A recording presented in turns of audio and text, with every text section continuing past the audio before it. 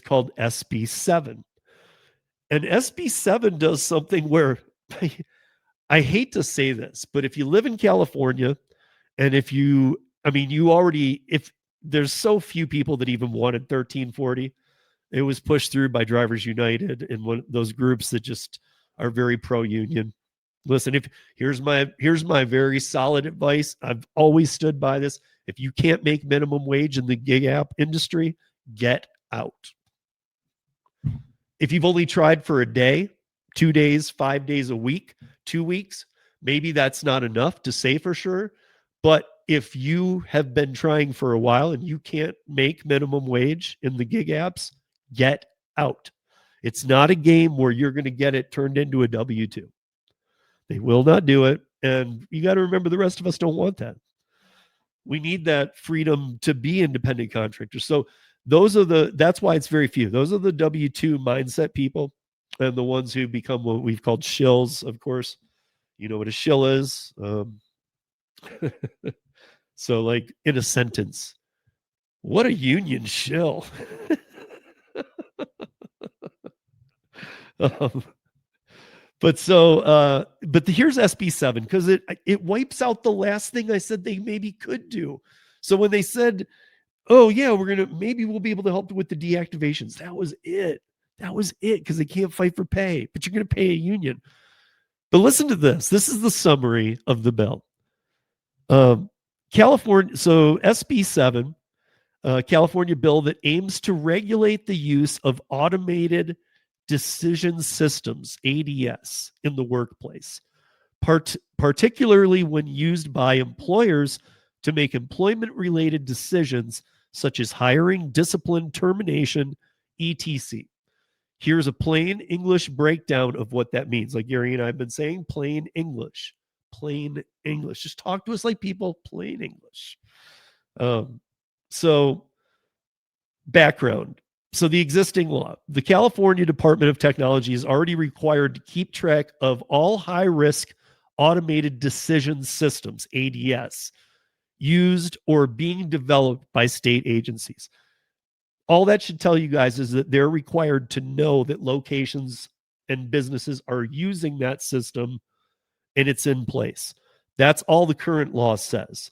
It doesn't say how to enforce it or anything. It's just saying, hey, we have to be, and I'm sure that's for the fact of the companies that don't say, well, wait, they'll be able to, like with AB5, be able to get fined majorly. So the Labor and Workforce Development Agency oversees the departments like Division of Labor Standards Enforcement, but there's still no law in there for that. So what would SB7 do for California gig workers, right? So, okay. So employers would have to inform workers in writing if an ADS is being used at the workplace to make employment-related decisions other than hiring. So again, this already relates to every gig app we know. And also the part of the reason this is being pushed isn't just gig apps, guys. It's also the fact that McDonald's and like there's McDonald's in California. I think there's only 3 or 4 of them right now that don't have any human employees at all. Zero. It's all robotics. Food is made by robotics. I know that a lot of us have been in where they've eliminated the cashier people and you just order at a kiosk, but this is full automation, no people.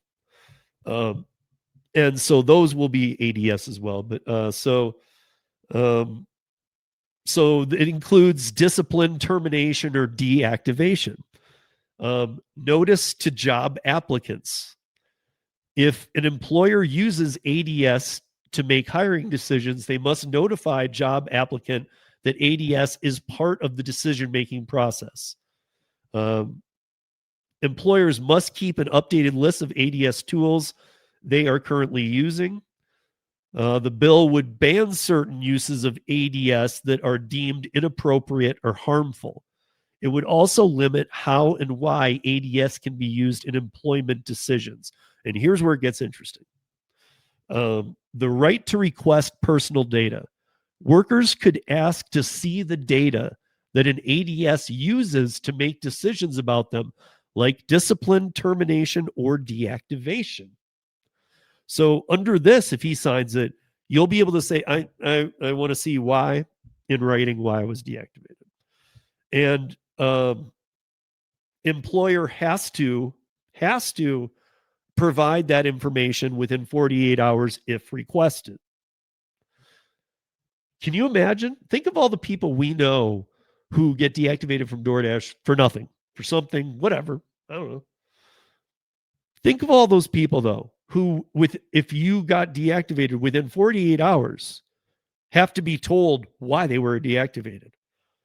Now, let's move on a little more because it even gets a little stranger. Oh, also, at any point, even if you're not deactivated, if this passes, you can contact any gig app and tell them you want the last 12 months of all records they have on you.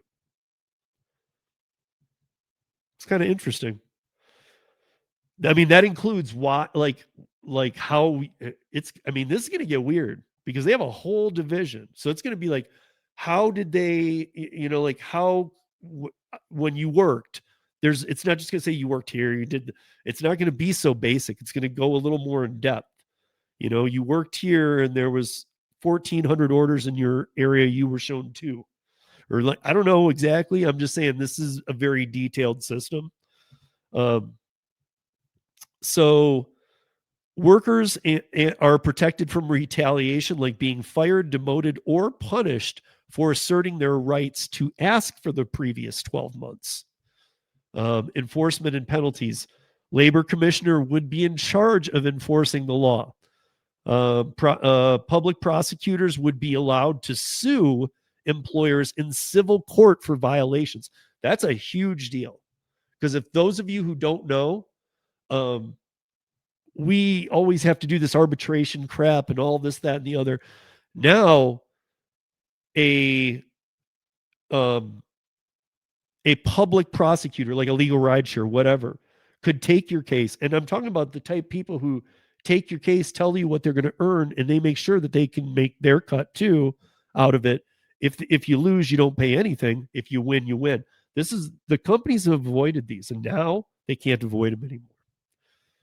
Employers that break the rule would face penalties defined by what they did.